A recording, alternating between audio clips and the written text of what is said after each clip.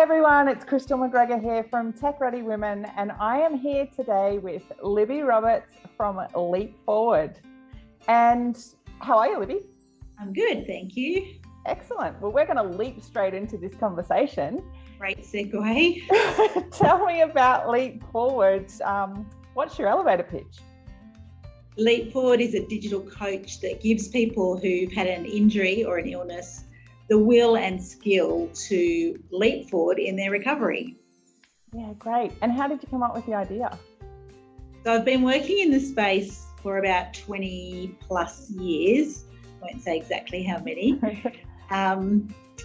So what I've been doing in that sort of analog world is as a rehab counsellor, I've been helping people overcome the barriers that they face when they've had an injury at work or they've had an illness like cancer or chronic fatigue, helping them overcome those barriers and really start to move forward and get some traction with getting their life back on track.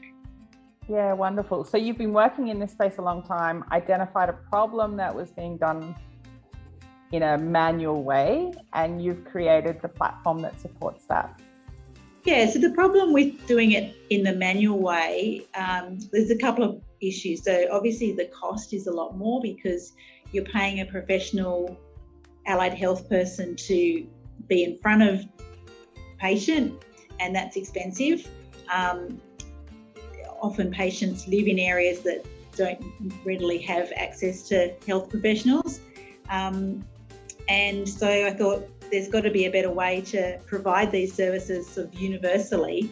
And also it means that the services can be quality controlled because, I'm sure you know, you might go to a GP one day who's great, but then a GP a few months down the track and he's terrible, and you think, well, there's no quality. So this is a way that we can really control quality of our program.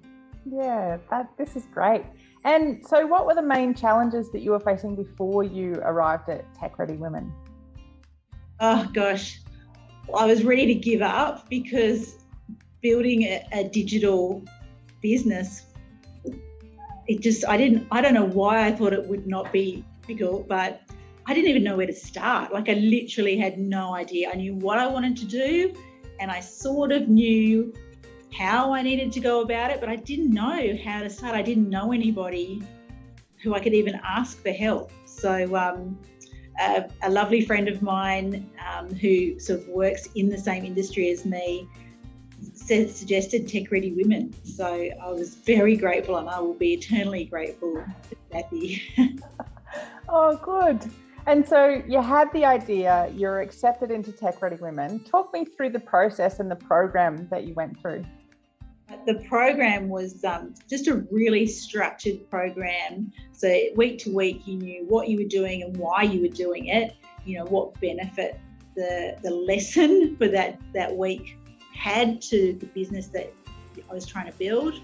And so I could see the value, why I was, after working a full day in the office, why I was schlepping into the CBD at night to go to this class. It was really clear how it would progress me in my journey to building my platform. Yeah. And so you must have done it a little while ago because it's all online now. So you were doing the in-person. Yeah. It was, I think it might have been 2019 or something, maybe. Yeah. Wow.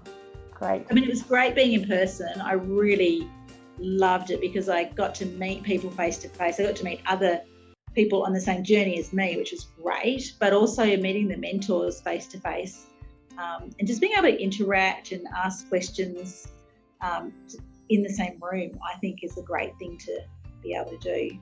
Yeah, I think we've all been missing that, and it'd be good to get back to at least some sort of, togetherness.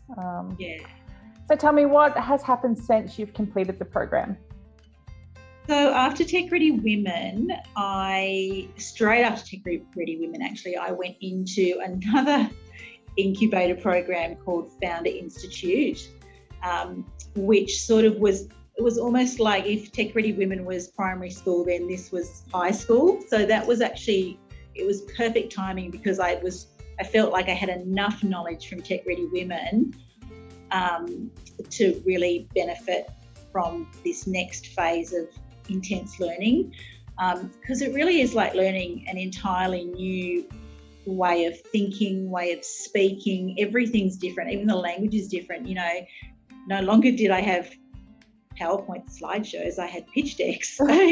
Everything's different. I mean, I thought, freaking hell, it's just a PowerPoint. Why do you have to call it this fancy name?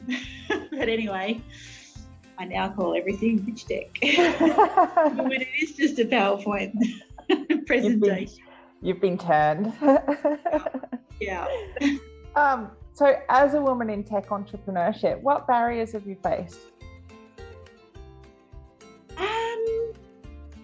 I think the biggest barrier is probably not because I'm a woman, but because I'm non-technical, and I feel like I have possibly been taken for a ride at times and taken advantage of, and I've paid more than I need to for things because people knew I didn't know any better. Yeah. I think that would happen to men as well. I hope that would happen to men as well. It shouldn't happen to anybody.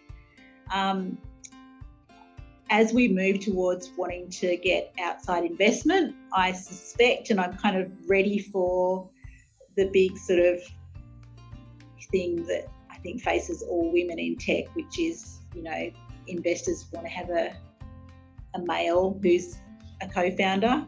I don't. So they're just going to have to deal with that. Okay, brag moment. What are some wins you've had? Some wins I've had. Well, I've really lucked out and got a fantastic team around me. And I actually think that is my superpower, just getting a great team. And it's really invaluable. Not only are they really good at what they do, but culturally they fit really well together. So that's my big win, having a great team.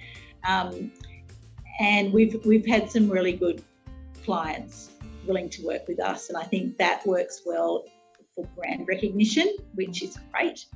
And a couple of the universities are doing research with us, which, well, they're validating our data, which is again invaluable. There are big wins. Yeah. I can't take credit for any of them apart from the hiring, I suppose. It's all about the people. Yeah. So what's next for business? We are about to hire our first full-time tech person. So we're bringing all the tech in-house. At the moment, we're still outsourcing it, but we're about to bring it all in-house, which will be really exciting because we've got a long list of items on our, I forgot the proper word. I was going to say wish list, but I know it's roadmap. Backlog. I don't know what it is. I think it's our backlog.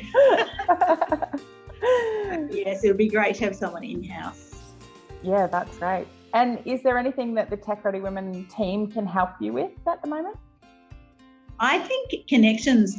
I mean, Christy's amazing at connecting people, and she just seems to know everybody. I don't know how she does it, but I think the most invaluable thing, apart from just getting me started on that knowledge roadway, which I needed, was so invaluable, the connections are the most important thing, because really without connections you kind of stagnate. No, that's wonderful. Libby, thank you so much for taking the time to talk to me today, and we look forward to seeing more of your wins coming up in the future. Thanks, Libby. My pleasure. Thanks. Bye.